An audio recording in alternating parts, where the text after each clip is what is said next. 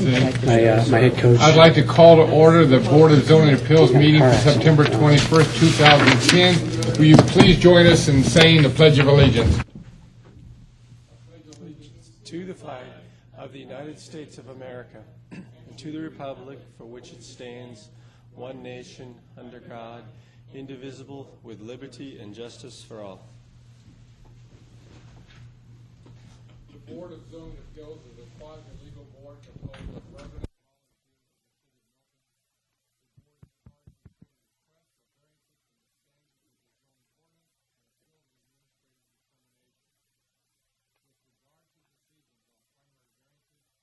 The board's basis for decision is provided by these four considerations. A, relief, if granted, would not offend the spirit or intent of the ordinance, and B, there is such extraordinary and exceptional situations or conditions pertaining to the particular piece of property that the literal or strict application of the ordinance would create an unnecessary hardship due to size, shape, or topography, or other extraordinary and exceptional situations or conditions not caused by the variance applicant, and C, relief if granted would not cause substantial detriment to the public good and surrounding properties, and D, that the public safety, health, and welfare are secured and the substantial justice is done. This time we'd like to introduce the board members, starting to my left. Scott Kilgore. Nancy Wisniewski. Gary Willis. Todd Chernick. Walt Recook. This time we need to approve the August meeting minutes. Would somebody like to make a motion, please? I wasn't here. I move that we accept the minutes for August. Do we have a second? I'll second. Any discussion? All in favor, raise your right hand. Opposed, same. We're both abstaining, not Both being here. abstaining as they weren't there. No, I have to vote or else it wouldn't carry because you have to have 4 votes. So that's why I voted in favor, accepting what you told me. Thank you. So that's why I did that. Okay, we got it. We just defer to next month. Yeah, we could. All right, our first variance tonight is V10-008 to allow a guest house to exceed the maximum allowed 1,500 square feet and to allow a guest house to be located in the front yard.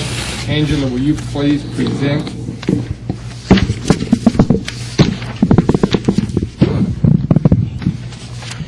Petition number V10-008, located at 13366 Freemanville Road.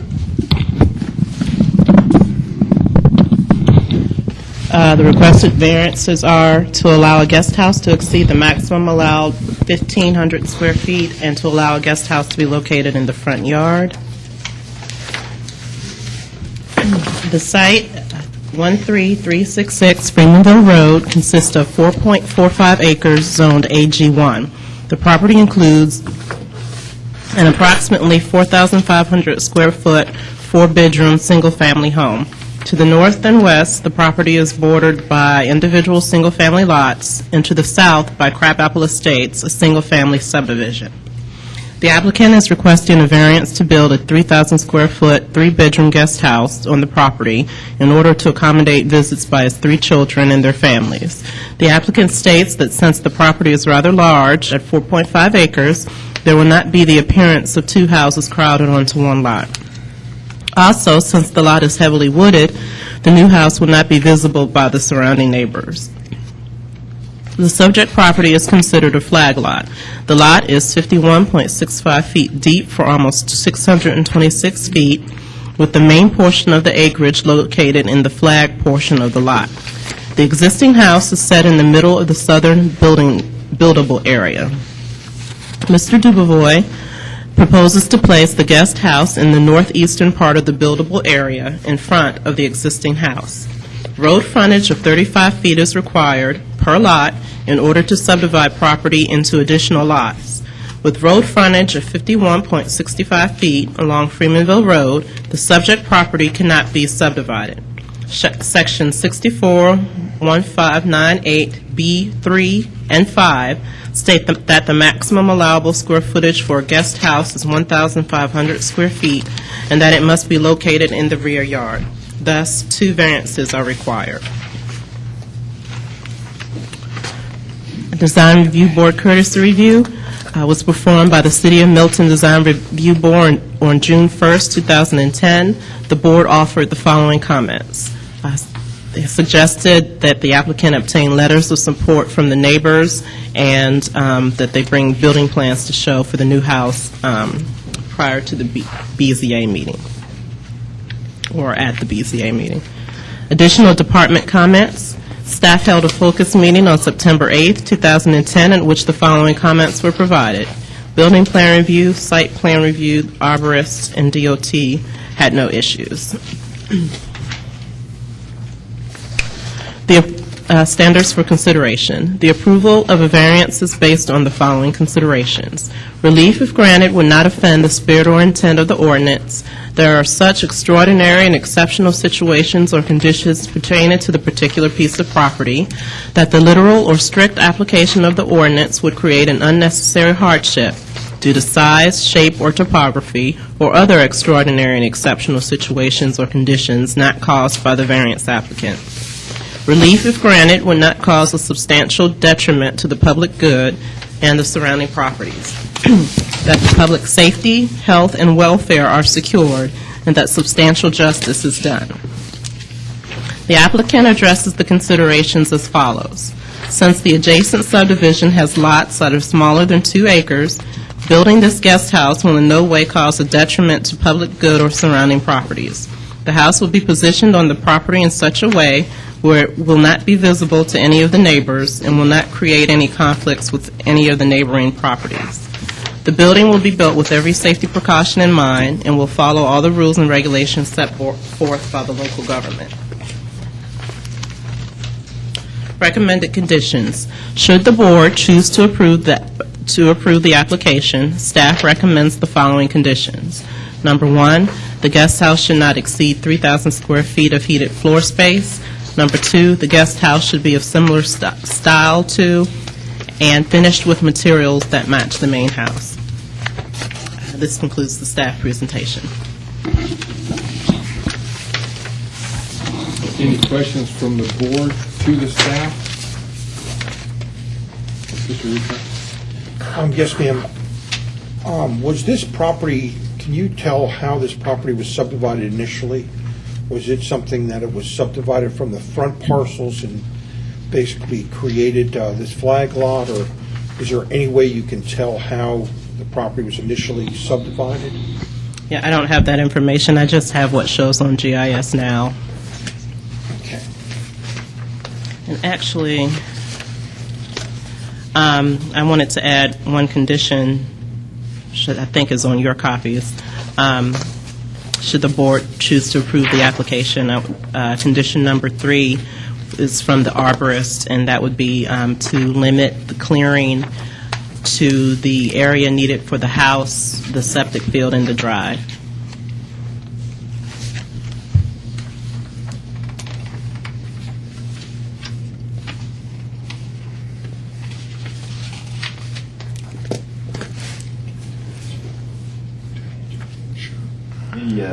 Angela, any impact to water and sewer in this area, or is it just minimal? These properties are on septic, Oh, okay. so we'll have to get soil tests, that sort of thing, to locate the septic. Any other questions for staff? If the applicant would please come forward and present. Please state your name and address.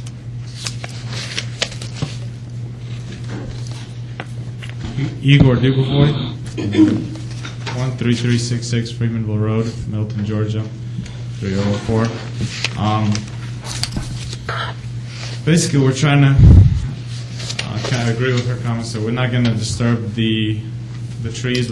Our intention is to leave as much of the trees there as possible, so the house is not an eyesore to anybody. And I spoke to one of the neighbors. He's actually here. We kind of agreed that the area where we want to place the house, it's not going to affect him in any way, so he's not going to see it, and pretty much the house won't be visible from either the main house or any of the neighboring houses. And the style of the house is going to be somewhat like this, maybe a little bit smaller, but the finish is going to be in the flagstone. If you want me to pass it around. It's going to be the main house. It's a flagstone finish. This one's going to have the same appearance, so it kind of ties into the same property, but it's not the house. We don't want it to be one next to the other, so it doesn't look like the houses are crumbled on top of each other. I don't know. That's about it for now. You guys have any questions? Any questions to the applicant from the, yes, sir, Mr. Ricard? Yes, sir. Number one, on your 3,000 square foot, is that including the basement area, or is that just purely heated floor area? That's including the basement. That's including the basement? Yes, sir. Are you sure? Yes, sir. It's going to be a finished basement, so it's going to include the basement. Okay, because looking at that plan right large. there, that's Yeah, a lot. that's a larger plan. That's just an example of how it's going to look, but it's going to be, we're going to make it a smaller house. So if I said something that has to be 3,000, can't be larger than 3,000 square feet above the basement level, you wouldn't have a problem with that condition? Larger than 3,000 above. Could not be Oh, larger than yeah. 3,000. I mean, foot above. that's kind of our intent with everything to be 3,000 livable space. Okay.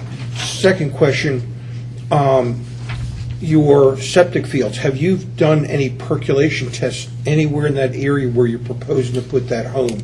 I personally went out there to look. You've got a lot of rocky, very rocky, dark grayish blue granite out there. And I just want to make sure that, saying you're going to have septic may not be an easy solution unless you've really investigated the site. I haven't done anything, Okay. but I mean, everything's fixable, so I'm sure it might take a little more finances, but we'll do it. So if we said something about the septic field, saying that septic field has to stay out of the building setbacks, Yeah. you wouldn't have a problem with that necessarily. Third issue, I'm always worried when someone submits a plan that really isn't shown in black and white, the dimensions. And your plan kind of just shows in generality where it would be. But I'm also looking in the future. And that future is not just today for you and your family, but someday more likely you're going to subdivide this property and it's going to become its own house. And the person who's going to live there is going to perhaps want a swimming pool, or they're going to perhaps want some kind of bigger porch or deck. And basically what we've done by the diagram I see, it's getting it awful close to the side property line near the Huff residence. And I was hoping that if there was some way possible, we can move that house perhaps as many as 50 feet away from that side setback line, and that would allow additional room, so in case they ever did want to go with anything, that it would allow them an opportunity to put something there. Okay. So if we could go something like 50 foot, That could be, yeah. The back of the house, what I was looking at, is actually the Huff residence, the side of the house is going to be facing them. Sure. So the back is going to be going deep into the okay. yard. So if you wanted to put a pool there, I mean, talking like 20, 30 years ahead of Sure. time, as you said, if somebody ever wanted to put a pool there, it wouldn't be a problem. But I really have no problem moving it a little this or a little this way Sure. to work it out. I just think it's just a prudent way. I mean, it's a nice house that you've got there now, and, And I don't want to mess up the appearance of that house with putting this one here, so That's right. I'm concerned about that too. well, and we're concerned about the Huffs and for that matter, the Shoops and, the Hunters and everyone there, the Thatchers, so we make sure that we maintain their lifestyle as well. Yeah, and if I have to move the house a little left, a little right, I was talking to one of the neighbors today, and he was concerned about seeing the house through his window, and we kind of agreed that the area where we walk the property, where we want to put the house, is not going to disturb them in any way. Well, that's great. So, Well, as long as you don't hit any of those big boulders that all of a sudden you go, oh my gosh, now I need to move it left or right. So that's why I think just having a little bit of this pre-planning discussion. yeah, well, before we start any building or anything, we're obviously going to go with perk tests and everything that'll go forward Okay. with that. Well, thank you. That's all my questions. Any other questions for the applicant? Thank you. This time, we'd like to open up the floor for public comment. Is there anybody here that would like to? Yes, sir, come forward. Please state your name and address, please. Good question as well. My name is We can hear you this time. Just hold it like you're Liberace or whatever, you know. My name is Robert Friedman. I live at 13370 Freemanville. We purchased the property from the Hunters in March of 2010. I've actually prepared about a 12-page presentation. Will actually just help me quickly go through some of the concerns that we might have. I did walk the property today with Mr. Dubovoy. And was actually very pleased, as I understand that he's fairly flexible in the exact location that he intends to locate the guest house.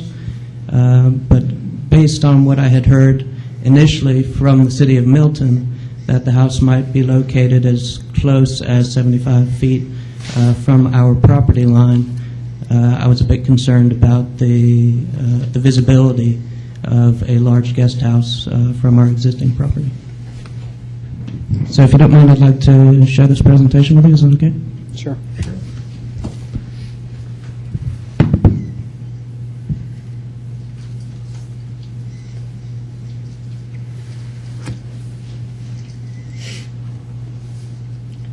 Well, congratulations on being a resident. Thank you. Happy that you made the decision.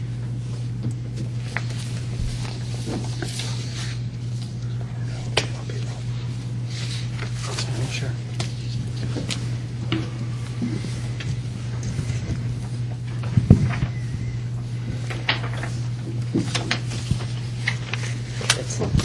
So I guess the first thing I'd like to say is that we support the variances, provided that certain provisions are made to limit the visibility of the guest house. Our primary concern is visibility. Quite frankly, if the property were located in what I've classified as the back of the residence, I would have no problem with a 5,000 or 6,000 square foot guest home. But the property being now located in the northeast corner, which is directly against our property line, I do have some concerns about being able to see the guest house directly from our home, which, as I said, we did purchase 6 months ago with no anticipation of being able to see anything other than woods in this direction.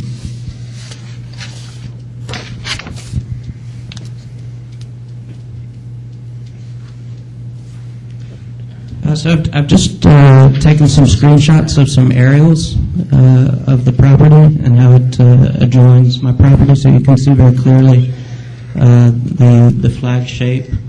So on this first slide, first of all, you'll notice that the orientation of the main home is at an angle. And I think it's for that reason that the front yard variance is required, because in fact, based on that orientation, much of the property would probably be classified as the front yard, even though in fact you could perhaps, as a typical person, might consider everything left of that dotted line that I'm showing to actually be backyard. So if we look down at the second slide, you'll see that I've highlighted some areas in different colors, one being the backyard. A yellow area, which I've discovered today with Mr. Dubois, as he was kind enough to, come knock on my door and speak to me before this hearing. And he very clearly demonstrated that there is a grade to the property and a difference in elevation. And he expressed that he intends to take advantage of the difference in elevation to try to, as much as possible, hide the guest house in the front part of the property, not only from neighboring properties, but also from the main house on his property. So he expressed that the intent is that this guest house would not be visible from the main house on the property, despite the fact that it's in the front yard.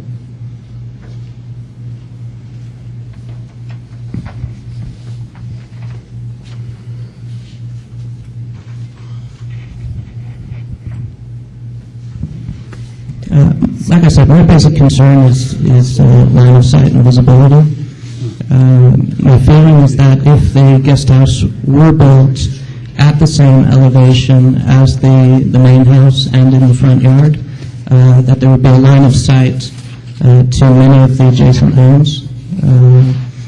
And in particular, I would very clearly see this house out the back window.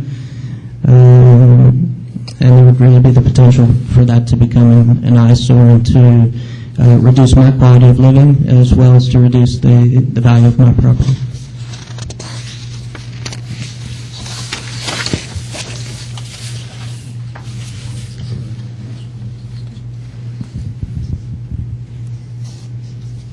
Yeah, so this was just a little bit of background about the current line of sight for my property. If I look in a westerly direction towards Mr. Dubovoy's property, I only see trees, only see native woods. I don't see any homes. I cannot see his home from my home, his property being 4.5 acres and mine being close to 3 acres.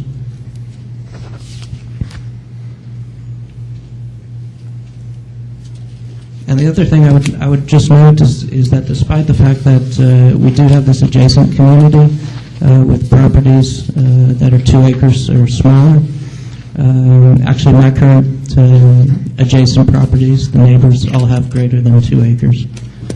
In fact, the Huffs have 6, Mr. Dubovoy has 4.5, and the gentleman who actually acquired a second property next to ours has combined a smaller property from the adjacent neighborhood with a larger property. So I would imagine he has a good 3 or 4 acres himself.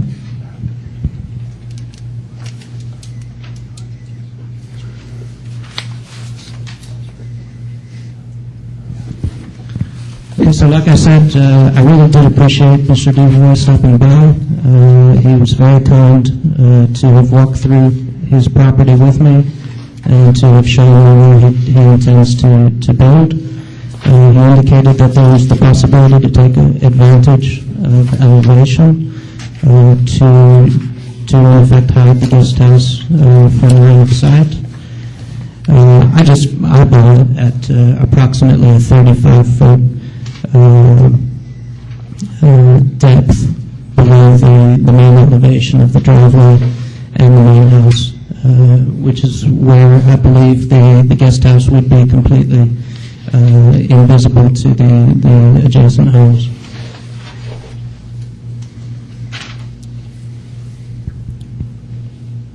He did indicate that it would be of a ranch style, which doesn't exactly correspond to the image that was circulated today. I don't know what, if any, considerations might be taken, but I do certainly, my hope is that the elevation and the architecture can be taken advantage of to limit the visibility of the guest house.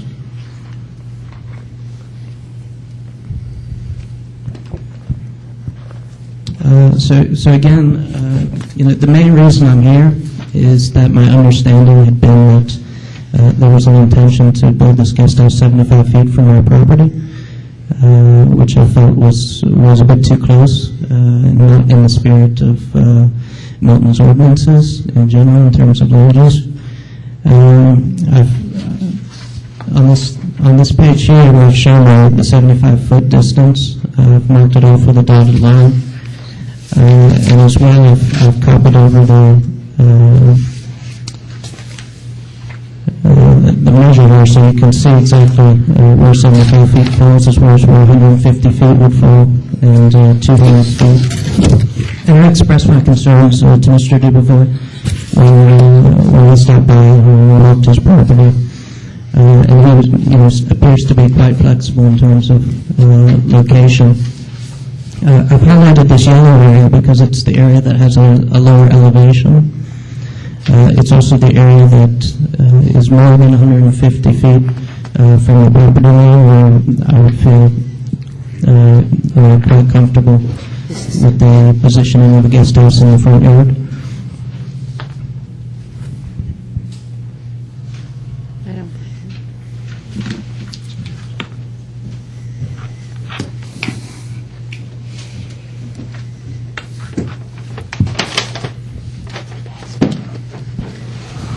So again, I just want to emphasize we support my wife and I the variances, provided that indeed the property is not, the guest house is not visible, and hopefully it will be 150 feet or more from the property line. And I just want to emphasize, I did discuss this with Mr. Dubovoy. He does seem flexible and does seem very sensitive to the concerns of neighbors, so I do certainly appreciate that.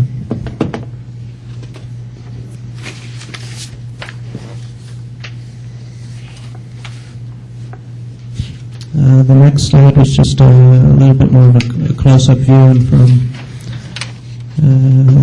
that one's the same angle. On the reverse page, you'll see from the other angle, again with the yellow area being highlighted where Mr. Dubovoy showed me that the elevation was lower and that the guest house would be hidden from view. And this, by the way, on this slide where you can see the brick home on the left-hand side, that is my resident.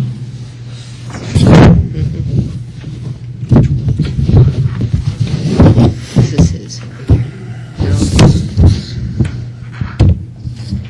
Okay, so in the letter that was sent by the Dubovois, it says that the guest house will not be visible to any neighbors. I just want to say that providing the guest house is not visible to neighbors, I'm happy. I'm happy to support the variances. Concern is visibility. Okay, so to make it clear, we support the variances, provided that indeed it's not visible to neighbors.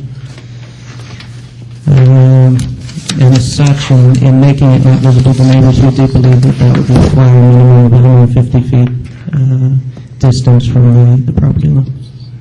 Yeah, thank you. Anybody have any questions for me? Don't know. I do. Sure. Mr. Friedman. correct? Yes, that's correct. Mr. Friedman, you are aware that if this property was subdivided, that a home could be placed within 50 feet of that rear property line from you. Okay, but it's not eligible for I understand that. But if the property was subdivided, there could be one. The further back you move it leaves an opportunity for it to be even subdivided further. I guess I'm not following because Okay. Well, under our code, for the most part, you can develop 1 acre lots. That I understand, but in this case with the flag lot, there's no eligibility for subdivision. So when I moved into my home, my understanding was that I was moving in next to residents who had properties basically larger than 3 acres. Right. The Huffs having 6, the Dubovois having 4.5, and my other next door neighbor having a similar size lot to myself. So, in other words, if he wanted to subdivide the property by building a road and put a subdivision back there, the further that he puts it away from the property line leaves more opportunity for something else to potentially get squeezed in.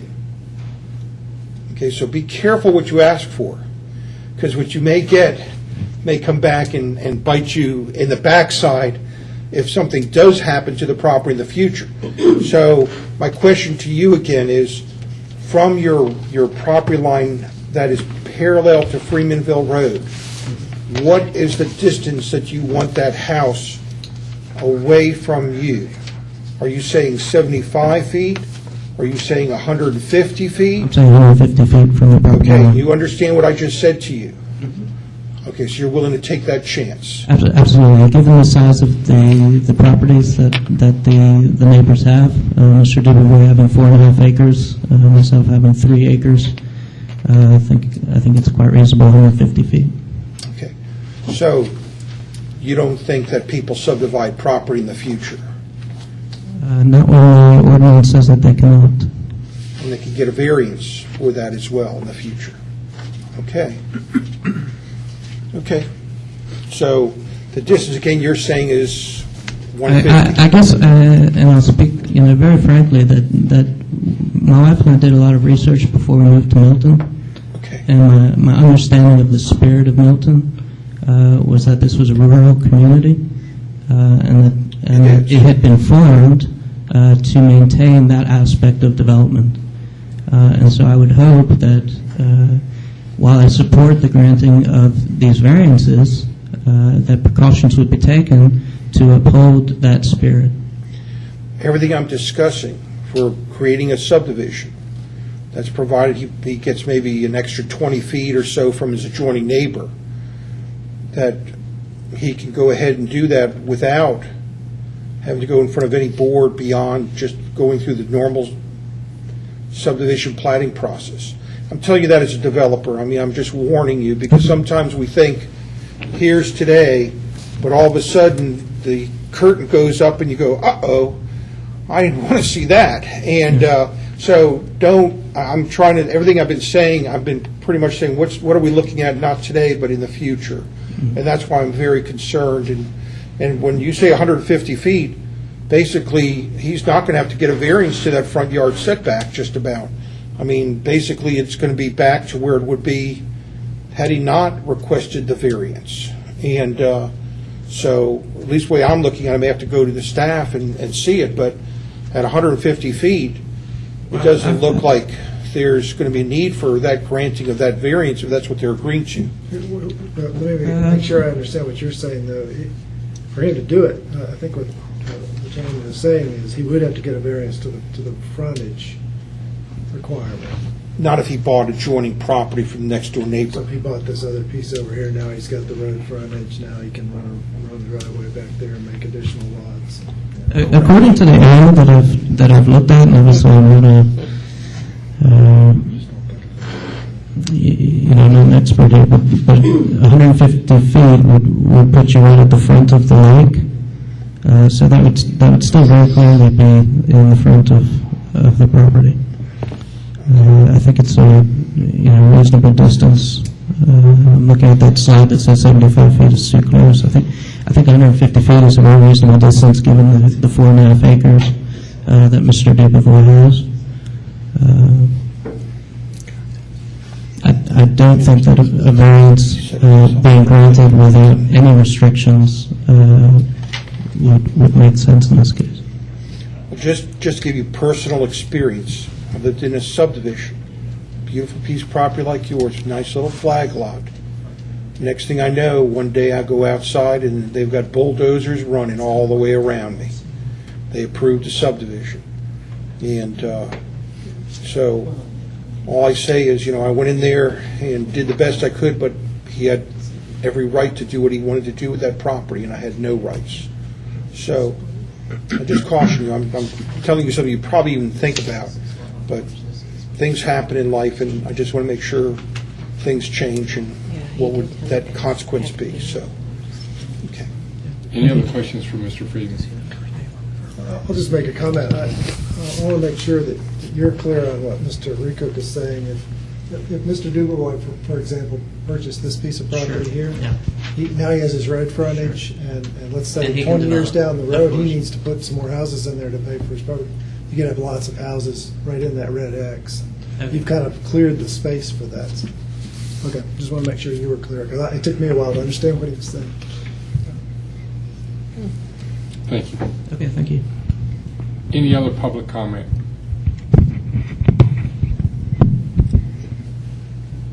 At this time, the applicant has the opportunity to say anything you'd like to say, a rebuttal.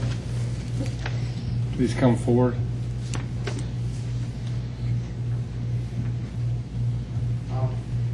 I guess if you looked on his slides, the house that we want to put is right there in that yellow area. So, I mean, we're kind of on the same page with the neighbor. So, and as I said, we can move the house a little left, a little right. I'm not saying we need it there. And I'm trying to preserve the appearance of the property and maybe, hey, however he said it, maybe 20, 30 years down the line, someone buys a property and wants to develop it. But I'm not planning on doing that right now. I just want to get a guest house there. So that's my idea of it. Okay. Any questions to the applicant from the board? Thank you. Any questions to staff?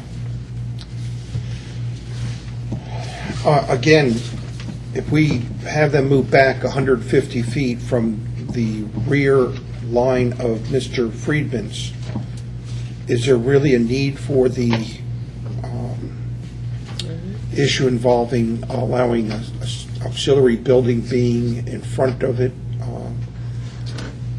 Just doing a rough estimate, it looks like that would eliminate the need for the front yard variance, but again, that's a really, I mean, that's, the scale is my thumb, so, I would, It's close. to give him some flexibility, I would probably still go ahead and consider the variance. Okay. Any other questions for staff? At this time, I'd like to close the public hearing. This time, the floor is open for a motion. Can we have some discussion? Oh. I guess. Got to have a motion. Motion first. Robert first. says you got to have a motion to discuss. Okay. Discuss, do you have a motion? Throw it out there and we'll discuss it. You want to make a motion? I'm not prepared to make a motion. Yes, sir. Okay, I'm going to do the best I can to remember what was told. I'll make a recommendation for approval with 5 conditions. This is involving case B10-008 at 13366 Freemanville Road. 1, the guest house shall not exceed 3,000 square feet of heated floor area above the basement. Number 2, the guest house shall be of a style similar to and finished with materials that match the main house. Number 3, that the amount of clearing for placing the house and the septic field in the roadway shall be limited to just those items. Again, for the roadway, the septic field, and the roadway is all the area shall be cleared. So again, roadway, house, septic field, and roadway, for 4 things. Number 4, that the house shall be no closer than 50 feet from the side building setback adjoining the Huff property. And I think it's number 5, Right. is the building shall be no closer than 150 feet from the rear property line of Mr. Friedman's property. I second. Discussion? I have a question. Yes, ma'am. Mr. Rico, could you clarify number 4, house no closer than 50 feet from the side property line? Right. It's from the Huff property. It's on the north property line. And I guess I'm sorry, I've got the advantage on you. The Huff property is here, and this is the north property line. And I'm just saying that the house shall be no closer than 50 feet from that northern property line. And if you want me to go again, the Freeman piece is located kind of in the northwest portion of the property.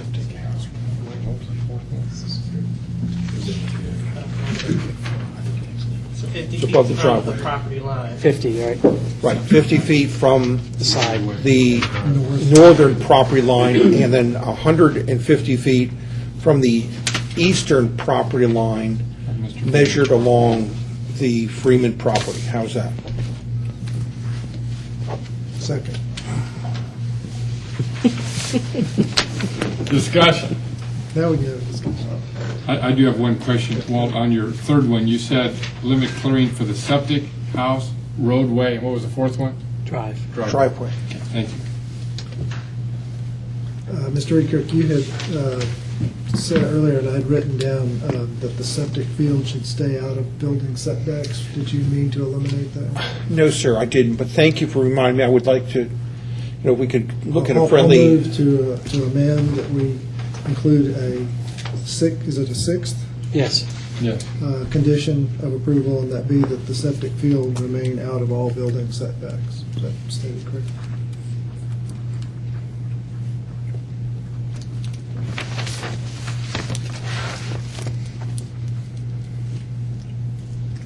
Do we have a second on the friendly amendment? I'll second. Discussion on that. Thank you. Okay. Let's vote on the friendly amendment, which is number 6, which states that the septic field will be left out of all setbacks. Any discussion? All in favor, raise your right hand. Opposed? Let it be known that the friendly amendment number 6 passed 7-0. Now, discussion on the first 5 amendments and the motion. Mr. Chairman, Yes. to be technically correct, the amendment was added to the motion. It hasn't been approved as to the Okay. property yet. Okay. And you'll be considering all 6 conditions at this time. Thanks. Okay. Discussion. I think so. Okay. Let's take a vote. We have a motion to approve V10-008 with the following 6 conditions. That the guest house should not exceed 3,000 square feet of heated floor space above the basement. Number 2, the guest house should be of a style similar to and finished with materials that match the main house. Number 3, limit all clearing except for septic, the house, the roadway, and the driveway. Number 4, it will be no closer than 50 feet from the side property setback line of the Huff property. Number 5, no closer than 150 feet from the rear eastern property line of Mr. Friedman's property. And number 6, the septic field will be left out of all setbacks. Mr. Rico. I forgot one thing. On the clearing, we need to also include that clearing for utilities along the driveway for accessing the house. If we could just make a friendly amendment to that condition 4 to say parallel utilities along the driveway, just so that that isn't forgotten. I'm sorry. Second. Discussion. Let's reword number 3, which will now state limit clearing for the septic system, house, roadway, driveway, and all utilities running next to the driveway. Any discussion now? All in favor of approval, raise your right hand. Let it be known that it passed 7-0. Do we need to do it twice for that? That was the amendment. Now we got to vote on the main motion. Then we got to do one more vote. Yeah, I understood that was to amend condition. Now we have to do it for I the, was just add utilities to the list. All right. read them all again, buddy. No, just, that's okay. Want to vote on the rest, that's fine. Okay, now we're going to vote on all 6. All those in favor, raise your right hand. Let it be known that it passed 7-0. Congratulations. Congratulations. Well, good luck to you. Thank you for both being residents. Yes. We appreciate it. Work together as great neighbors now. Okay, good luck to you. Thank you. Thank you. Wow.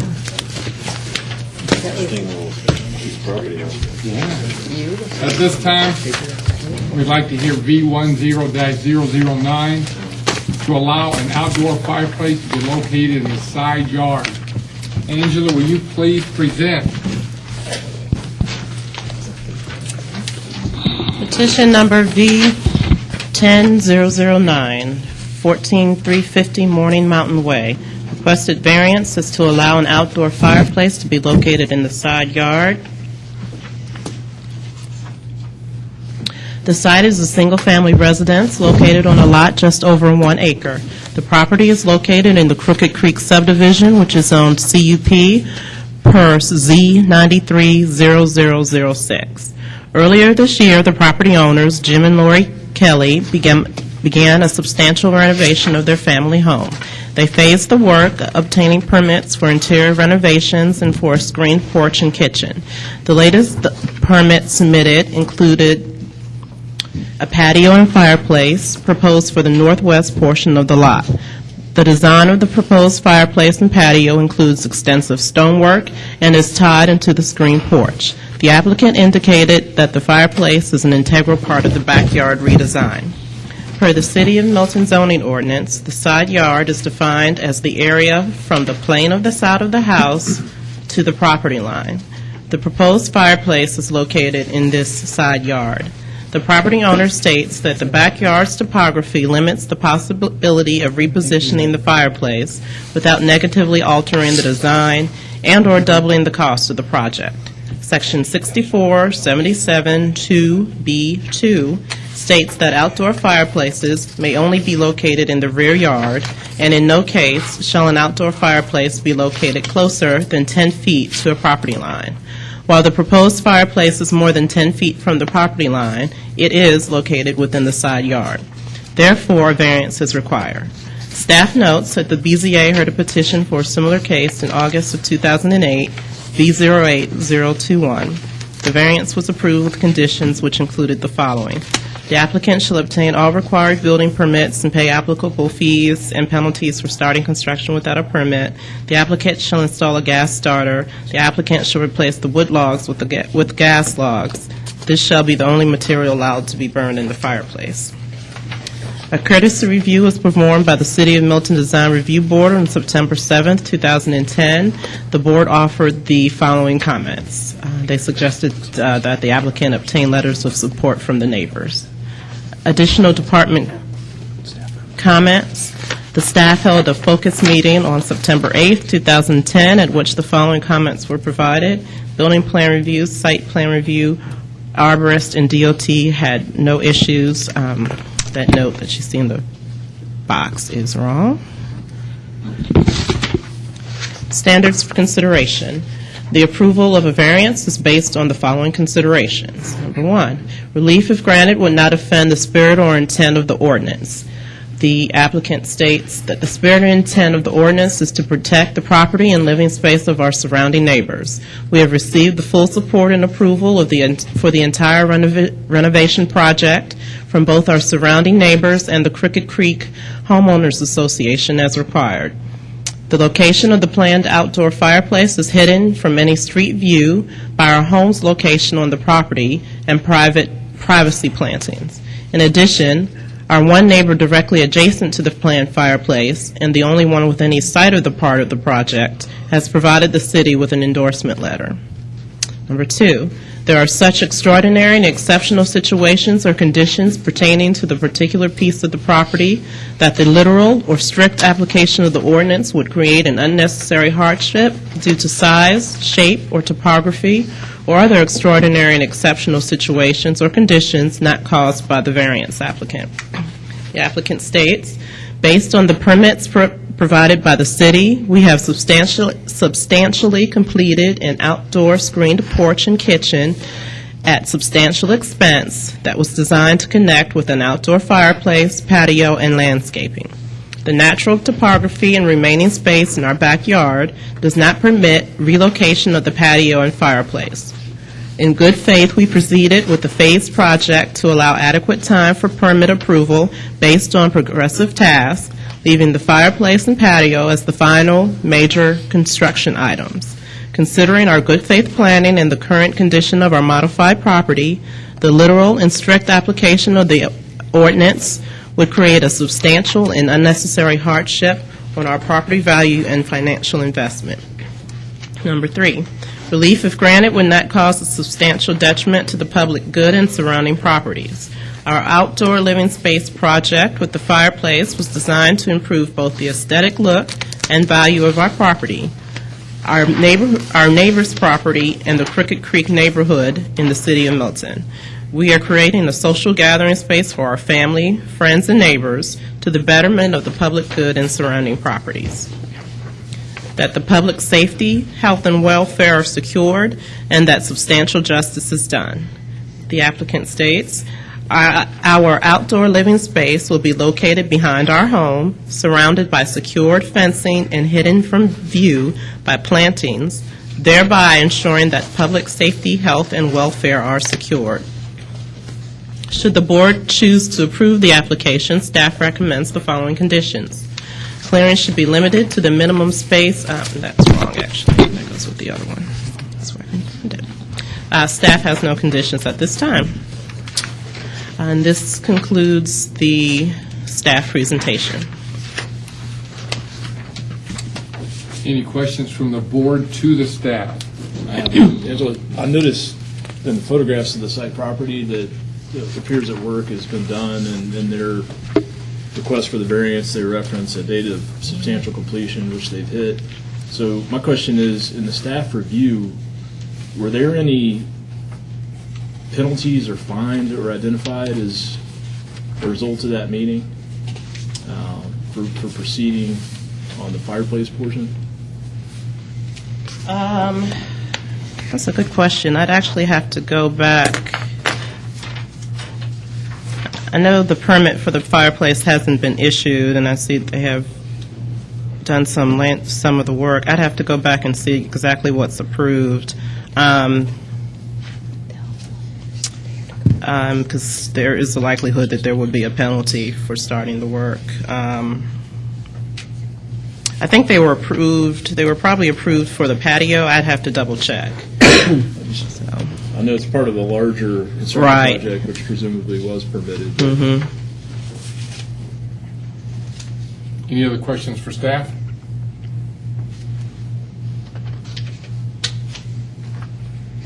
This time, if the applicant would like to come forward and present, please state your name and address for the record, please.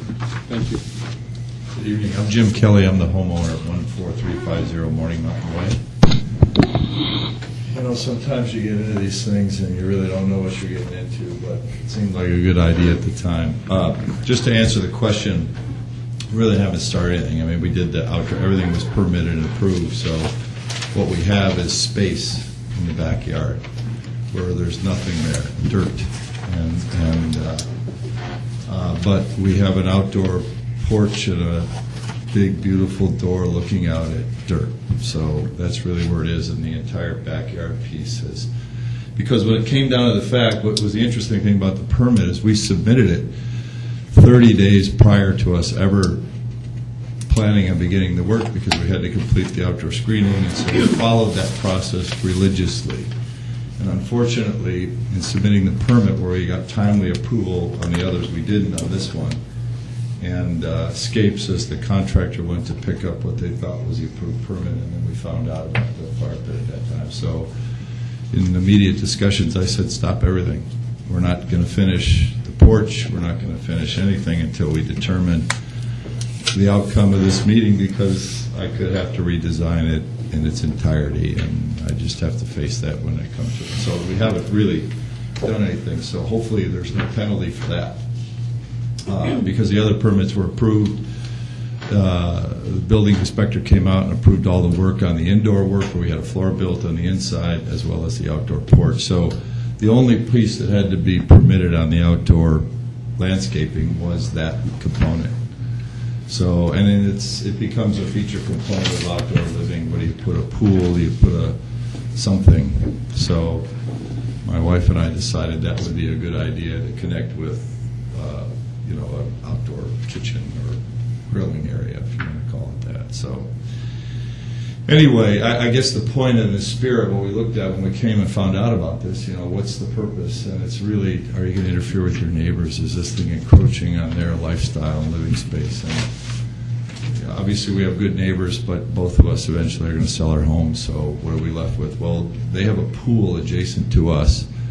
It's approved, and when it was under Alpharetta, and our fireplace backs up to that. So there could be another neighbor on our street that even remotely see it, no matter what it put, because the elevation goes up to a backyard, and then we have such limited space in the back that it would be difficult to see. So really all you see from a street level view are pine trees.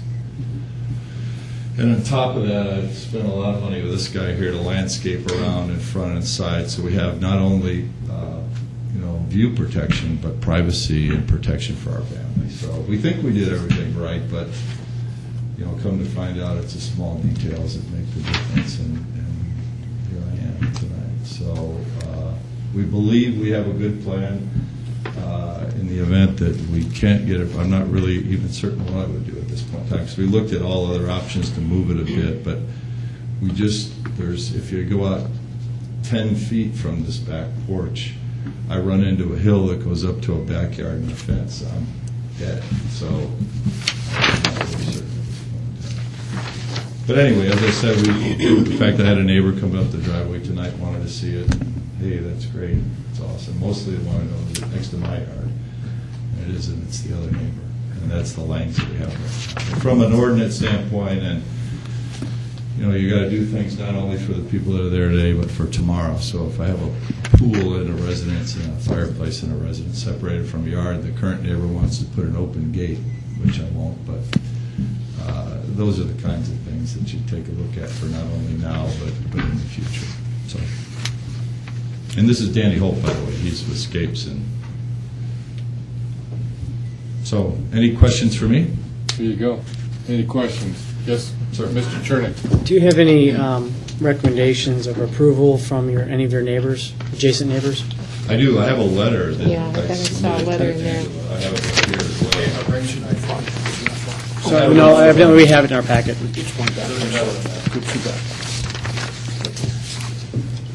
I had a neighbor put one in my mailbox. Which neighbor is this, please? The one with the pool? Yes. Okay. It's this one. It's his house, and the one that's nearest that area. Got it. Yeah, I just got that. Yes, sir. Elizabeth wrote you a very nice letter, so you should be appreciative of having good neighbors that help you out, because that's definitely what we need. You also mentioned in your letter that you've got the HOA approval. Right. And do they put any caveats on you as far as saying the fireplace should be limited to any type of special fuel, no cow dung, something like that? No, they obviously come out and inspect, and they want to do it and make sure it retains its, and their requirements don't have the same side yard component. So they saw the plan in its entirety. Their greatest concern was the color of the home, and as we have to repaint it after the job. So if you want to look at it from that standpoint, they felt it was a substantial improvement to the neighborhood. Looking at this picture, it looks like you've got your arbor right here. Is that not where the fireplace is going, is underneath that arbor? It's on the other side. It's on the other side. Okay. Look at the very last picture. That's a swing. Oh, it's Very, just, very last one has it drawn in there, you can see it. okay. So I guess I'm trying to figure out where. Sure. Yes. But that arbor, I mean, I've got big this structure picture, that's is what you're trying to the get at. swing These are at the top of the drive. for views from the street and where it's going in the back. Right, and I agree with you. I mean, I couldn't see going up there. I went there this afternoon and just didn't see any way that you're going to see that from the street, or for that matter, the Lelands that are growing next door to you. I can't even think that you need any more there, but I can understand you've got an arborvitae that you're proposing there and some other things. The only thing I'd worry about is somebody going over the well that your basement has, that retaining wall. But Yeah, and that's going to be replaced as a wall. But you want to keep it so That's it's true. aesthetically appeasing without letting anybody get hurt. well, you've got good folks there helping with the landscaping, and They're doing I've a used good them many job. years, so hopefully they'll help you out. Excuse me, Yes. did you say it was a gas or a regular fireplace, or are you doing gas? Just or- regular. I mean, it's just that's what we had planned to do. It's really, if you think about fires themselves, you don't really do them, but on occasion. I mean, who's going to run out to the backyard in the freezing part of the winter? But for social gatherings and parties, that's what you're going to do. So it'll be was it bluestone patio? Bluestone patio, and we go ahead, we've learned to go ahead and put a gas starter on it. Okay. Better to have it and rather than need a later leave for the stars, but it's right now it's just going to be a regular burning fireplace. Okay. So, and that's the point of being outdoor. I mean, I have a fake log on the inside. And are we presuming that the plan you submitted to us for the fireplace, is that something we can hang our hat on, saying there won't be anything large? Or, I don't want to have No, some. that picture that's in there as the example, Mr. Chairman, that is it. can you have Mr. I believe it was Holt identify himself since he's testifying? I'm sorry. That's fine. Okay. Danny Holt, I work for a company called Skates. We're a contractor. Our address is 600 Brookside Industrial Boulevard, Mableton, Georgia, 30126. I mean, let me answer on the fireplace, because there's a lot of different styles, and my wife and I purposely hated the ones with the big, we just don't like the ones with the big chimney, that go up tall. So we designed a wider mouth with a lower step. I mean, high enough, so obviously you got to vent smoke and get it out of the way without, so there's a lot of different things you have to consider, but the design of it is a California style wider mouth with a shorter chimney. So we conditioned and said, okay, we're going to reference our approvals based on. Yes. Okay. I'm making my payments based on that. Okay, and then secondly, how close are you presuming that is going to be from the side property line? If I had to pick a dimension 12 feet. from the side property line. The 45-degree angle of that fireplace, the corner is closest to the property line is 10 feet away. So the closest is 10 feet at that corner. What is the, Not 9, not 8. 10. 10, okay. and then what is it It's supposed a to be? measurement from the fence. It would be 9, but the fence is 1 foot inside the property. All I would say is, I thought I was a great man laying out my house, and I missed it by a foot, and I had to get a variance. So, you sure you don't want to say 9 foot? I'm going to say 10 feet. Okay, all right, And I'm comfortable with that. all right, that's fine. Since the footings are set. Any other questions for the I applicant? got a question for Mr. Holt. In the request for the variance, it states, and I quote, "Based on the permits provided by the city, we have substantially completed an outdoor screen porch and kitchen at substantial expense that was designed to connect with an outdoor fireplace, patio, and landscaping." And as you know, the term substantial completion is an important phrase in construction. It's often tied to the certificate of occupancy and payment from the owner and so on. So my question is, in the concept drawing, it looks like this is all kind of tied together. All, one stage of construction, you complete it roughly at the same time with the patio, fireplace coming together, and presumably the landscaping that's shown on here. So my question is, how far along is it? Like, are these photos recent that are in here? Well, the substantial completion is really just referring to the screen porch. Okay. Which was a different contract. So they're permitted differently? Yes, the only Okay. thing that has been done, I was told by the city of Milton, come in and pick up the permit. We're ready to go, just need to pay the fine. And on that day, was, oh my goodness, dang, I'm sorry, I did not see this needs to be a variance. And that was enough time for the screen porch to get to, only the screen porch to get to substantial completion. Okay. During that half a day's worth of time frame, I went ahead and told my masons to excavate for the footing, put the rebar in. That is the only thing that was ever. They haven't done. poured? We stopped right there. Okay. Mr. McCray, I was using 2 contractors. I used an indoor one, which was Orchestrate Build, that did a 2-permit process to do an indoor floor separation of a vaulted room. So we had an upstairs and a downstairs piece of it. And then subsequently, they permitted an outdoor screened patio. I mean, it's an outdoor living space Okay. piece, which was roofing over it. So if I look at the total project for me as the homeowner, when I say substantially complete, and I know what I've committed to that contractor and paid already and to him, to me, that's substantially complete. I'm in the soup. That's what I meant by that. Okay. But from his concern, we separated his project, and it was contracted to me based on a front yard, backyard. He substantially completed the front yard component, which has nothing to do with this. It's a front yard, side yard, landscaping, plantings. The backyard, it isn't even remotely substantially complete. I mean, there's no grass back there, I got dirt running, you know. You see what I'm getting at, though, Yeah, because if these are absolutely. tied intrinsically together, Well, we're it was looking a at planning substantial. deal that I had no idea as a homeowner. I mean, I'm being careful as I possibly can to do it all properly, and I thought this was an awesome way to do it because they had to phase in pieces. I mean, I had an attorney look at the contracts and make sure timing and payments were correct so that everything sort of sequentially went right. I didn't want to, I'm funding this out of my own pocket, not out of a loan. So I want to make sure the payments were coming when the cash was needed to do the work. So I can understand how you would see that, but I can tell you right now, I had no intent of ever being fussed, so, you know, what are you going to do? And you know, you go down the path and you get approval from your HOA and permits are there and, you know, we're in a new city, so no, I mean, what are you going to do? It certainly wasn't intentional to say, hey, look, I'm pregnant and you got to help me out. So we're not there. Nobody's put a stone in that place. Nobody's poured a piece of foundation. And I think that's the reason for the permit is the foundation. So, Any other questions for Mr. Keller?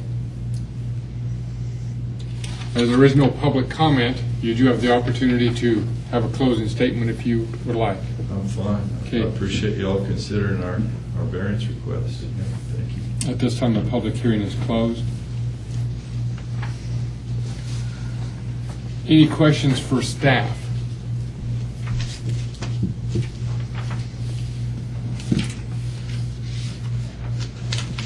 At this time, we'd like to open the floor for a motion.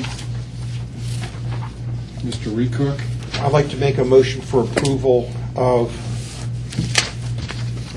V10-009 for approval to allow an outdoor fireplace to be located in the side yard setback no closer than 10 feet from the property line. The reason for the approval is basically I don't feel that it's not harmonious with the surrounding area, that it does not deviate from the intent of the ordinance, and feel that with the construction design that's being proposed seems to fit within the concept of allowing this use. The conditions I would make is that it would be no closer than 10 foot from the side property line. And that's all. How about anything on page 3? The page 3, take it off. No, she didn't. Yes, you did. Yes, you- yeah. Yeah. I second it. Okay. Discussion. You said, Mr. Chairman, you said page 3. Were you talking about the conditions Yeah. on the prior case? I'll go ahead and start. I feel like those are pretty prudent conditions, with the exception of the second one. We've already established that there's going to be a gas starter, but the first and third, I think we should entertain. And also, on page 6, clearing should be limited to the minimum space needed for the house driveway. Oh, I'm sorry. That's the That's the one that- previous case. Yeah, that's Okay. the one that. So we don't need to talk about that. All right, so you get conditions 1 and 3 on page 3.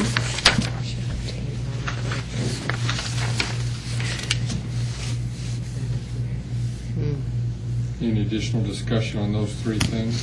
Doesn't have to be seconded before.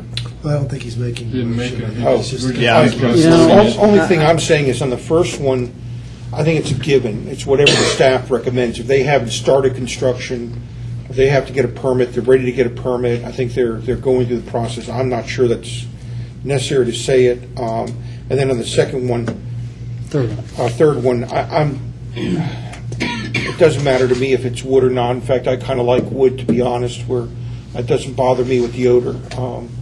Now, of course, some people get bothered with cigar smoke being around that odor, but at the same time, I mean, smoke is smoke, whether it's cigars or wood. I'd rather just let them put what they're going to put, and if the neighbors have a problem, then they need to duke it out. If you'll recall, and which I'm somewhat concerned that this is referenced as a case, but if you recall in this case, there was a reason why gas logs are stipulated by the neighbor. cosmetic. Yes, so I don't think it applies, nor does this case really apply. If you move the fireplace 5 feet to the left, he wouldn't need a variance, he could burn wherever he wanted. Right, so I don't think it's worth putting those I agree. stipulations here. Okay. And it appears that the applicant has gone through the process in good faith, so.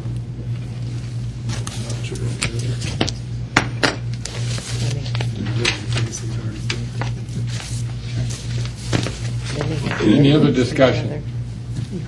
The motion on the floor is to approve V10-009 to allow an outdoor fireplace to be located in the side yard no closer than 10 feet from the property line. All in favor, raise your right hand. That'll be known at past 7-0. Thank you. Good luck to you. Thank you. Good luck. Thank you again for choosing Milton, your new resident as well. Yeah. So thank you. All right. Angela, any other business? I just wanted to touch on the issue of the fireplaces and fire pits. As you know, so far this is the second case that you all have seen, and we actually have 2 or 3 more in the works. We just kind of had a run on problematic fireplaces this summer. And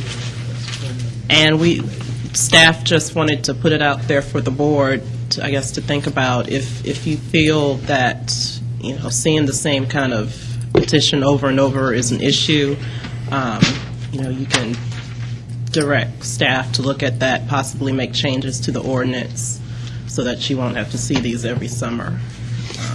Are the issues that you're seeing are side yard issues? Yes. My personal perspective on that is I think we have to look at each case independently. I don't know that there's any easy way around that. Do you ask? Do you ask them to get letters of recommendation? I mean, their neighbors' approval. Do you suggest that For the to them? variance? No, I don't. They're not required to, so I can't make them. The DRB usually suggests that. Oh, they do. Somebody does suggest that to The them. DRB typically does. Okay. But I can't make them. Are trees typically part of the reason that neighbors say it's okay, the trees block me? Is that kind of a typical reason you guys hear? Well, I think noise and smoke are considerations. It's usually and the that's why we have to smoke. look at each individual case. Yeah. Because Well, one of the issues with trees, I would say, is, we're talking about 20 years into the future, Walter, and I think you talked about that. I mean, neighbors could move in and say, I don't like these trees, I want to cut these trees down, or they die, they get beetles, whatever. Now you've got a fully exposed fireplace that's closer to the property line than it was. I don't know if there's anything that can be done about that. Well, trees are not permanent. Sure. No. What I typically feel about those kind of issues, if they move, someone moves out and somebody else moves in, they see what they see. If a tree dies or Hopefully they shrubs. But you're right. I've got neighbors where they never knew there was a creek behind their house, and all of a sudden they want it piped or changed or something. But again, I think, Angela, on your side, you're saying, is there some kind of ordinance change that we could create that would not necessarily require this to come to us? Right. If And you all what- feel what that would- it's a problem that, Okay. should be changed. And what would the limitation be? I guess presently it says it has to be behind the side of the house. Do we want to change just so it just can't be in the side yard setback? Is that what you're saying? Right now, fireplaces are only allowed in the rear yard. Okay. So the change would be that they could be allowed, provided they're side not yard. in the side yard. That's what our Okay. variances I tend to still be. think we ought to hear each I other. do too. Yeah, I mean, Somebody it could be put it in visible from the side road if yard. it's in the Right. side Yeah. yard. And Close if to a the neighbor front of the wants to house. complain, it gives them the Every opportunity case to is different. That's why we're complain here. if we That's do why feel we're they here. want to come. I would like to make I don't know if it's a request or a recommendation, but in your presentation, if you're going to reference previous cases, I know the reason that you put that in there was to lay those conditions out. I might suggest that you just say in prior cases that the board has heard these conditions were imposed or something to that effect, because I don't want to ever reference a particular case that a person could come up and say, but you voted this way on this case, so therefore you should give it to me, because we're supposed to hear each case individually. So if there's any way you can just avoid having the case itself referenced in there, I think that would be good. And maybe the most generic way to say that is, here's some conditions to consider. If that's even appropriate. Or something. Staff recommendations, concur. it can be covered under staff Yeah, recommendations. put them under staff recommendations. My personal feeling You can is, accept them or reject them. Yeah. That's right. I wouldn't show them at all, because then you get into a legal thing. Well, why are you making these conditions if it's the same? I mean, I would just put that as a sidebar during your presentation. Don't even mention it in the written report. I would just make it as a sidebar comment, because once you write it down, all of a sudden people are going to take you literally, and especially if we have 20 people out in the audience, they're going to latch on that like, damn, whatever, and I'd rather not give them any more fodder than they already need. But you could bring it up to us, during the presentation or It was helpful, because I had forgotten the details of that prior case, and it was good to think through those none of these conditions. were controversial. The note of getting it permitted and paying any applicable fees, I think, is pretty standard, though.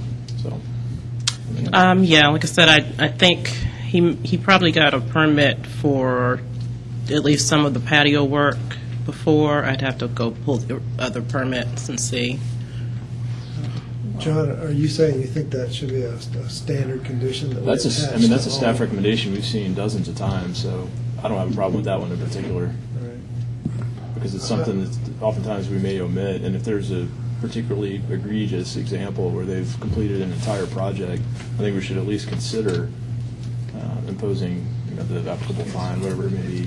Well, and would the fine go against the builder that was supposed to get the permit, or the person? It's always the applicant. It's the applicant. Yeah, if the applicant wants to go after the builder, that's his. Okay. Or it could be a business, it could be a private business. It's I think he's just referring to proceeded on construction without the panel permit units. necessary to do so. Well, like even the homeowners association, they have said something.